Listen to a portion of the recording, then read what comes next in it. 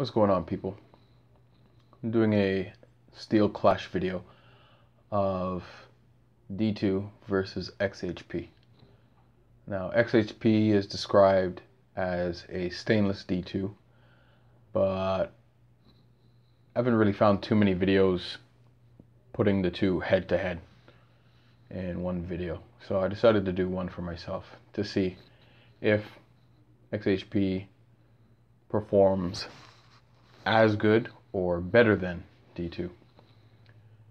So the examples that I have here is the Viper Knives Keeper.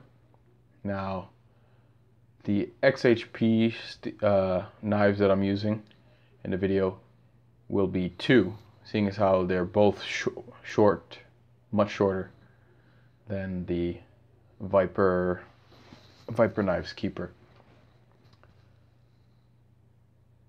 And right now you're seeing me using the back half of the Viper versus the Spyderco McBee. And I'm just going through the cardboard. Another thing I should mention is that this is a part 1 video. The part 2 video is going to be for the high-end version of each steels, like one from a custom maker and the other from a small manufacturer, that being Medford Knives. But for now, this is just part 1, which is mass produced. You see me going through the cardboard, each knife cutting 18 inches of cardboard. Then I go on to another segment here, continuing the test. But so far, two knives are doing fairly well. Pretty much neck and neck, as I started to find out later on in the test.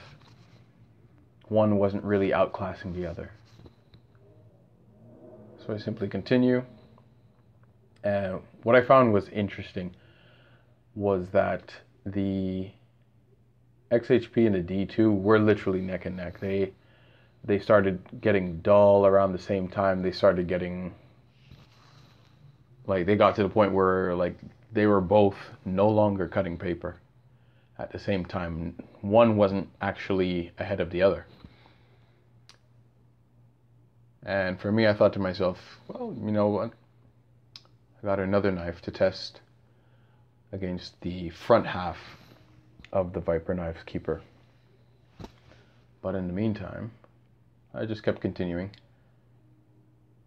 But yeah, kept that in the back of my head that, oh, okay, I guess they're pretty much the same. I mean, of course, D2 has its challenges because of heat treat issues and how there's very short, has a very sensitive, it's a very sensitive steel, I should say. And issues can present themselves during heat treat and even during grinding. So D2 can be very fickle depending on where you get it from, and even within the same manufacturer, you could get variables. Now I'm testing the front half of the blade of the Viper Knives Keeper, and it's going up against the Spyderco Reinhold Rhino.